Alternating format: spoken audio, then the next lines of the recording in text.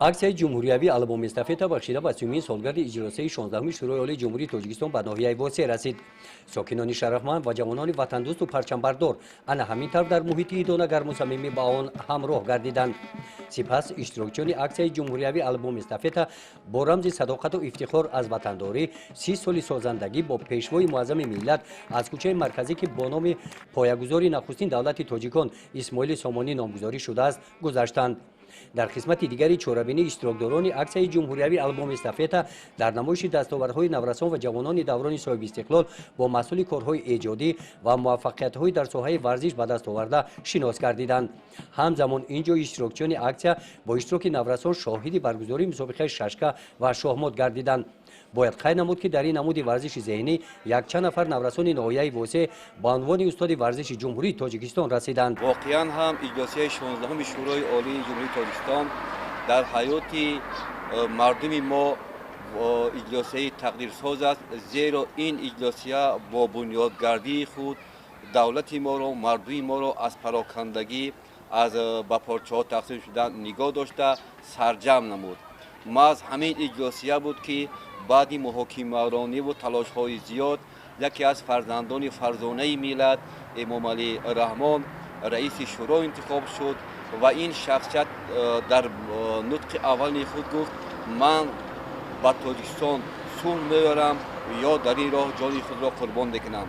ин суханон ки аз қалби ин роҳбари нав садо медод, тамоми ҳастиашро ба ин соҳа бахшид ва ин иҷлосия ба тоҷикистон сулҳ овард ва ҳамасола мардуми тоҷик инро бо як эҳтироми махсус қайд мекунад. ин дар ҳаёти мардуми мо воқеан ҳам рӯйдоди муҳими сиёсӣ ба ҳисоб меравад. дар доираи чорабиниҳои аксияи ҷумҳуриявӣ албоми эстафета бахшида ба 30-солагии иҷлосияи 16-уми шӯрои олии ҷумҳурии тоҷикистон ҷамъомади тантанавӣ дар қасри фарҳанги ноҳия баргузор гардид. кори маҷлисро раиси ноҳия пеш бурда сароғози иштирокчиёни иҷлосияи 16-уми шӯрои олии тоҷикистон адолат раҳмонова ва рафиқа мусоеваро ба ноҳияи восеъ хайру мақдам гуфтанд.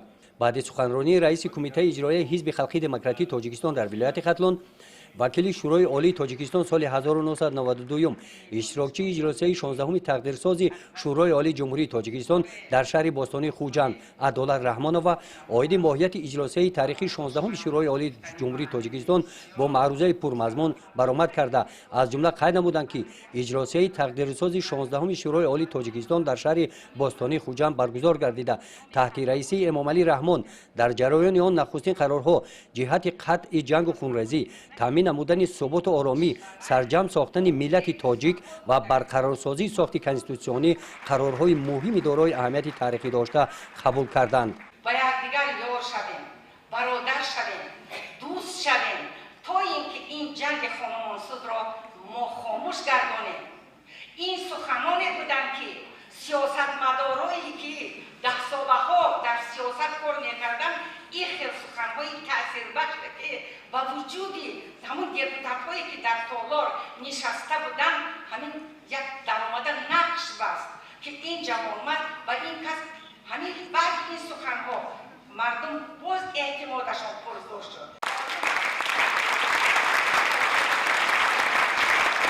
дар баромади рафиқа мусоева қайд гардид ки бо дастгириву пуштибонии мардуми кишвар ва тадбирҳои ҳамон вақт андешидаи ҳукумати интихобшудаи мамлакат мо тавонистем ки дар як муддати кӯтоҳ ба иҷрои ҳадафҳои фаврии дар наздамон қарор дошта ноил гардем. расидан ба сулҳу оромӣ, суботи сиёсӣ ва ваҳдати миллӣ ва бо ҳаминро аз хатари нобудӣ наҷот додани давлати тоҷикон ва аз парокандагӣ эмин нигоҳ доштани миллати тоҷик дастоварди бузургтарини таърихии мо дар замони соҳибистиқлолӣ мебошад ки ба он маҳз бо шарофати дастгириву пуштибонии самимонаи мардуми шарифи тоҷикистон зери роҳбарии фарзанди фарзонаи миллати тоҷик эмомалӣ раҳмонов муваффақ гардидем. аксия бо тақдими мукофотҳо ва аз ҷониби сокинон бо пазироии гарму самимии вакилони иҷлосияи 16-уми шӯрои олии тоҷикистон поён ёфт.